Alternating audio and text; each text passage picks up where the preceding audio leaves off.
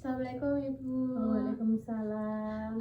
Perkenalkan di sini saya Valentina Febrianti Gunawan dari mahasiswa keperawatan Universitas Muhammadiyah Kudus. Saya dengan Ibu siapa ini? Dengan Ibu Suparti. Baik Ibu Suparti. Di sini tujuan saya adalah mau melakukan penyuluhan Ibu mengenai mitigasi bencana banjir dengan tujuan supaya nanti Ibu dan keluarga itu kesiapsiagaan untuk apabila terjadi bencana banjir secara tiba-tiba itu meningkat atau juga bisa siap gitu kalau misal ada terjadi bencana banjir gitu ya. Nanti untuk penyuluhannya mungkin sekitar 30 menitan dari Ibu bersedia? Sedia. Baik, saya mulai ya Ibu untuk penjelasannya. Nah, sebelumnya di sini Ibu sudah mengetahui belum tentang bencana banjir? Menurut itu Ibu itu gambaran banjir itu kayak gimana, Bu? Kalau banjir di tempat saya itu apabila air yang ada di sawah itu meluap dan masuk perkampungan, itu yang saya sebut banjir karena di sini jauh dari sungai. Oh gitu nggak Ibu, baik. Sebenarnya sudah benar Ibu secara garis besar nggak untuk pengertian banjirnya. Nah, banjir sendiri itu adalah peristiwa bencana alam yang terjadi ketika volume air itu meningkat dari batas normal sehingga merendam pemukiman atau rumah-rumah warga. Begitu nggak? Nah, untuk penyebab banjir sendiri ini ada banyak nggak Ibu? Ada yang seperti Ibu sebutkan tadi dari air dari sawah nggak Ibu nggak meluap, volumenya meningkat sehingga masuk ke pemukiman warga. Bisa juga karena sampah yang menyumbat saluran air Ibu, jadi airnya nggak bisa mengalir deras gitu. Terus juga karena curah hujan yang cukup tinggi itu juga bisa menyebabkan banjir secara tiba-tiba. Terus juga penebangan pohon liar, jadinya kita nggak punya resapan gitu ya Bu, pohonnya gundul. Selanjutnya juga ada pemukiman di bantaran sungai atau hilir air, itu juga menghambat aliran air ya Bu, karena kalau ada rumah-rumahnya gitu jadinya airnya ini salurannya terhalang gitu nih sama pemukiman warga. Juga ada bendungan yang jebol, di Blora kan juga ada bendungan ya Bu, kayak di Kidalan itu. Nah, kalau misal jebol itu bisa menyebabkan banjir di sekitar bendungan itu wilayahnya. Terus juga kalau yang di daerah pesisir pantai itu kalau ada meluapnya air laut itu juga bisa menyebabkan banjir ya. Juga ada mungkin kesalahan sistem tata kotanya juga bisa, kemudian drainase yang tersumbat juga bisa, sama apabila kita itu hidup di daerah yang dataran rendah gitu, itu juga bisa rawan terjadi banjir. Nah, untuk jenis banjir sendiri ini ada beberapa jenis ya. Untuk jenis banjir ada banjir air, banjir cilenang. Banjir cilenang itu adalah banjir yang berasal dari curah hujan yang cukup tinggi. Kemudian juga ada banjir bandang, banjir rob atau banjir yang disebabkan oleh laut yang pasang. Kemudian ada banjir lahar dingin dan juga ada banjir lumpur. Seperti banjir lumpur Lapindo yang ada di Sidoarjo itu. Selanjutnya ada dampak banjir ya. Nah, dampak banjir ini kita bedakan menjadi 3, ada dampak primer, sekunder, dan tersier. Dampak primer atau dampak yang paling utama yang disebabkan karena adanya banjir itu adalah rusaknya bangunan, jalan raya, ataupun juga fasilitas-fasilitas lainnya yang mungkin terendam oleh banjir gitu. Terus selanjutnya ada dampak sekundernya seperti berkurangnya ketersediaan air bersih, munculnya beberapa penyakit, kemudian juga kelangkaan bahan makanan, dan juga lumpuhnya transportasi dan juga sarana pendidikan. Selanjutnya ada dampak tersier, yakni terjadinya kesulitan ekonomi akibat lumpuhnya sektor pariwisata dan juga sektor perdagangan.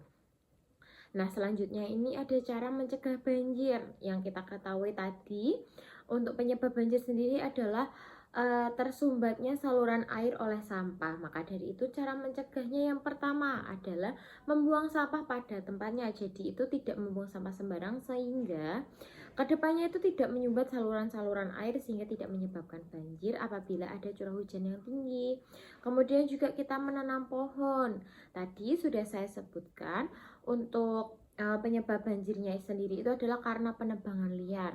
Nah, penebangan liar itu menyebabkan hutan-hutan yang ada di sekitar kita itu gundul sehingga untuk resapan atau cadangan air yang dapat diserap oleh pohon itu nggak ada. Jadinya itu air itu langsung lewat gitu aja, jadi bisa menyebabkan banjir. Sehingga dari kita untuk menanggulanginya itu kita menanam pohon kembali atau melakukan reboisasi di tempat-tempat yang sekiranya itu pohonnya itu nggak ada atau mungkin di hutan-hutan yang sudah gundul. Kemudian juga rutin membersihkan saluran air, nah biar tidak tersumbat sampah seperti tadi. Selanjutnya saya akan menjelaskan mengenai kesiapsiagaan sebelum terjadinya banjir. Nah, untuk kesiapsiagaan sendiri ini sebelum banjir, yang pertama kali harus kita lakukan adalah menyiapkan diri dan juga keluarga apabila terjadi banjir secara mendadak. Jadi itu kita menyiapkan mental lah intinya gitu, kayak nanti apabila ada terjadi banjir secara tiba-tiba kita tuh nggak panik gitu. Selanjutnya kita bisa memindahkan atau mengumpulkan barang-barang berharga atau barang-barang yang penting seperti dokumen, kemudian uang ataupun barang berharga lainnya menjadi satu wadah di dalam satu tas. Kita bisa namakan itu tas emergensi lah gitu istilah. Selanjutnya ada kesiapsiagaan saat terjadi bencana banjir. Itu dapat kita lakukan dengan mematikan seluruh aliran listrik yang ada di rumah supaya tidak terjadi korsleting karena terendam banjir. Kemudian tidak boleh memaksakan diri menggunakan mobil di permukaan air yang cukup tinggi dan juga deras. Kemudian mencari pertolongan atau regu penyelamat bila berada dalam situasi yang sangat-sangat genting gitu, kayak nggak ada celah nih untuk keluar atau menyelamatkan diri gitu. Kemudian ada kesiapsiagaan saat evakuasi. Kesiapsiagaan saat evakuasi ini kita dapat melakukan tindakan mengikuti perintah dari badan atau petugas penyelamat yang bertugas. Kesiapsiagaan saat evakuasi. Nah, kesiapsiagaan saat evakuasi ini kita dapat mengikuti perintah atau komando dari petugas penyelamat melalui radio, speaker ataupun juga tanda sirine. Kemudian saat proses evakuasi kita harus mendahulukan anak-anak, orang berkebutuhan khusus, ibu hamil dan juga lansia. Kemudian mengikuti jalur aman atau yang sudah ditentukan oleh petugas menuju tempat evakuasi atau tempat yang lebih aman. Kemudian juga kita dapat meminum air yang sudah dimasak apabila sudah terjadi banjir. Itu kan ketersediaan air bersih itu sangat kurang ya. Jadi kalau bisa dan kalau ada kita minum atau cuci tangan menggunakan air bersih. Nah, apabila tidak ada ataupun kepepet, itu bisa kita merebus air sampai mendidih gitu dulu, didinginkan baru diminum supaya kuman atau bakteri yang ada di dalam air itu tidak masuk ke dalam tubuh kita dan juga menyebabkan penyakit. Selanjutnya, jangan kembali dulu ke rumah apabila petugas belum menyatakan daerah tempat tinggal kita itu aman, seperti itu. Pokoknya kita harus mengikuti perintah dari petugas evakuasinya. Nah, untuk kesiapsiagaan sesudah banjir, yang terakhir ini kita bisa memastikan apabila petugasnya itu sudah menginformasikan kalau kita itu sudah boleh kembali ke rumah ataupun juga daerah tempat tinggal kita, kita harus yang pertama-tama memastikan rumah itu tidak tergenang atau tidak ada genangan air lagi. Kemudian mengecek aliran listriknya apakah selama terjadi bencana banjir itu ada konsleting ataupun yang lainnya, karena itu bisa membahayakan nyawa nih. Selanjutnya kita dapat membersihkan rumah dan juga barang-barang yang terendam banjir itu tadi menggunakan obat pembersih seperti antiseptik gitu, karena kalau banjir kan kita nggak tahu ya airnya itu bercampur dengan apa aja, mungkin masih ada kuman-kuman yang tertinggal di dalam perabotan rumah kita seperti itu supaya tidak menyebabkan penyakit. Selanjutnya kita bisa memeriksa barang-barang yang kita miliki yang sudah terendam banjir itu apakah ada yang rusak atau tidak. Apabila ada yang rusak itu bisa dibuang saja karena dapat menimbulkan penyakit yang membahayakan jika kondisi kesehatan kita itu sedang tidak fit gitu. Dan juga yang terakhir bisa memeriksakan diri ke fasilitas kesehatan terdekat. Setelah terjadi banjir itu kan kita takutnya ada bakteri atau kuman yang masuk ke dalam tubuh kita karena kurangnya makan ataupun lain sebagainya gitu. Kemudian, nah dari tadi saya menyebutkan saat terjadi banjir nanti ada penyakit yang dapat ditimbulkan setelah terjadi banjir, ada penyakit yang ditimbulkan. Nah, penyakit apa saja sih yang mungkin timbul saat terjadi bencana banjir? Yang pertama itu ada diare, itu sudah pasti ya, apalagi pada anak kecil atau anak-anak, karena ketersediaan air bersih saat banjir itu sangat-sangat kurang ya Bapak Ibu. Yang kedua yaitu ada DBD atau demam berdarah dan juga malaria, karena saat terjadi banjir lingkungan kita itu tergenang oleh air dan juga itu menjadi sarang bagi nyamuk untuk berkembang biak nih. Selanjutnya ada leptospirosis.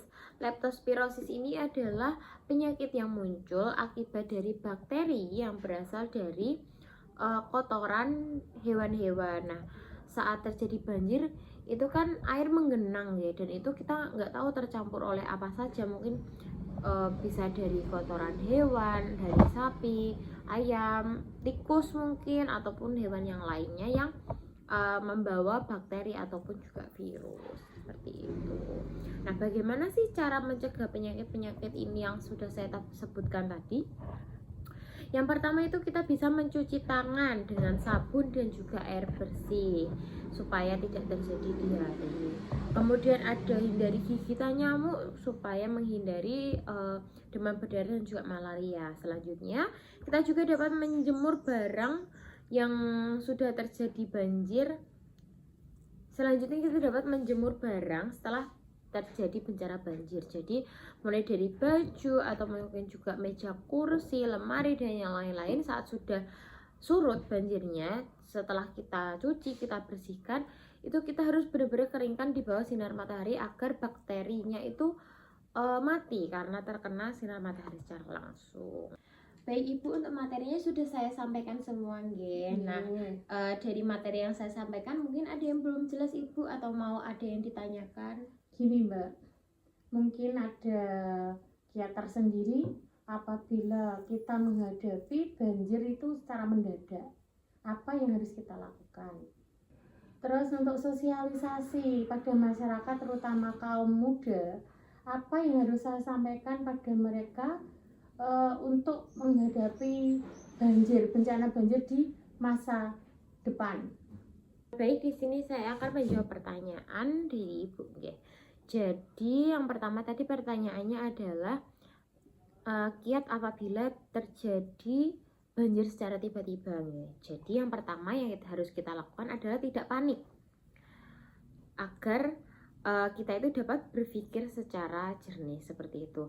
Kemudian menyelamatkan diri atau juga anggota keluarga terlebih dahulu, dimulai dari mendahulukan anak kecil, kemudian ibu hamil, orang berkebutuhan khusus dan juga lansia.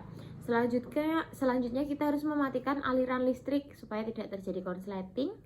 Kemudian juga membawa tas siaga bencana yang sudah saya sebutkan tadi, yang berisi dengan dokumen, barang penting dan juga beberapa barang yang dapat menunjang kedepannya saat terjadi bencana banjir. Kemudian juga kita dapat menghubungi petugas atau juga pihak yang berwenang sehingga dapat dilakukan evakuasi secara cepat dan juga tepat seperti itu. Kemudian juga menghindari berjalan atau berkendara di arus banjir supaya tidak istilahnya hanyut gitulah. Soalnya kalau nanti kita melawan arus itu kan takutnya nanti hanyut. Nah, untuk pertanyaan yang kedua tadi mengenai bagaimana cara kita mengedukasi nggih kepada masyarakat atau juga generasi muda. Nah, kita kan di era digital nggih ini Ibu. Kita bisa melakukan promosi atau juga penyuluhan di media sosial seperti memberikan leaflet atau juga poster atau juga pamflet mengenai kesiapsiagaan bencana banjir seperti yang sudah saya buat ini. Saya sudah membuat ini, ada seperti poster nggih Ibu atau leaflet ini mengenai waspada banjir, mulai dari ada penjelasan dampaknya yang harus diwaspadai, kemudian juga ada penyebab utama banjir, terus apa hal yang dapat kita lakukan untuk mencegah banjir itu. Dan juga ada ini untuk mitigasi bencana banjir. Nah, ini ada upaya pencegahan atau upaya sebelum terjadi banjir, kemudian ada saat terjadi banjir, dan juga upaya setelah banjir. Selanjutnya kita juga bisa mengajak masyarakat untuk menjaga kebersihan lingkungan dan juga tidak membuang sampah sembarangan ataupun menebang pohon secara sembarangan, supaya lingkungan kita itu tetap terhindar dari banjir. Selanjutnya ada